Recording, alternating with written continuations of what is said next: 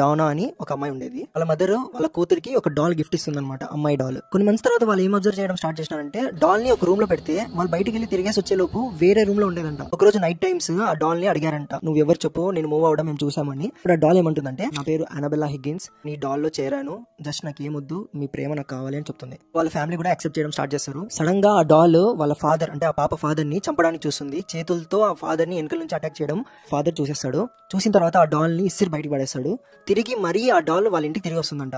So ఇలా అయితే కాదనేసి ఆ డాల్ ని ప్రీస్ట్ దగ్గరకు తీసుకుపోతారు. ప్రీస్ట్ దగ్గర తీసుకుపోయిన తర్వాత ప్రీస్ట్ చెప్పిన మాటలకి మీరు షాక్ అయిపోతారు. ప్రీస్ట్ ఏమంటారంటే, ఈ డాల్ ఏం పొజెస్డ్ కాదు, అంటే దీంట్లో ఏం ఆత్మ లేదు, ఏం లేదు, దీన్ని ఒక దయ్యం కంట్రోల్ చేస్తుందంట. ఇప్పటి నుంచి ఆ డాల్ ని ఆ ఫ్యామిలీ ఎడ్ అండ్ లారెన్స్ ఆ ప్రీస్ట్ దగ్గర వదిలేసిపోతారు. వాళ్ళ ఒక మ్యూజియం ఉంది, ఇలాంటి పొజెస్డ్ డాల్స్ ఇవన్నీ పెడతారనమాట. ఆ మ్యూజియం లో ఇప్పుడు కూడా ఉందంట.